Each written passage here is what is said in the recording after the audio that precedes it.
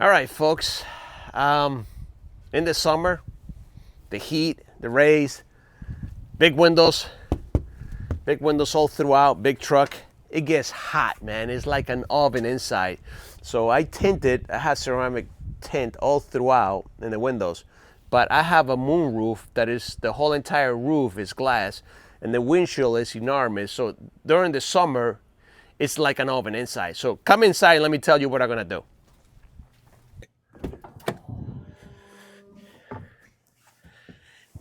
All right, check this out.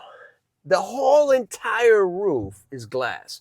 And when the sun hits it, I'm telling you, it's like a furnace inside this truck. So I'm going to tint the sunroof as well as the windshield, because between this windshield and the sunroof, it's unbearable inside this truck. So that's what we're gonna do. We're gonna show you what the materials we're going to use, and show you once it's done, and see how it looks. It should look just a bit darker, not much darker, but a bit darker, right? Let's get to it. All right, folks, here we are at window tinting, JB's Quality. This is where I brought my truck, and that's where we are going to do the windshield and the sunroof.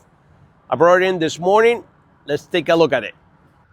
All right, folks, here's the truck. He's finalizing. He already did the windshield, and now he's finalizing the sunroof.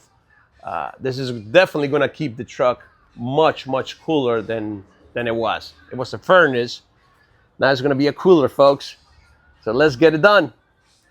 So, folks, I decided to use XPEL IRP 50% for the windshield, ceramic, and I decided to use XPEL IRP 15% for the sunroof.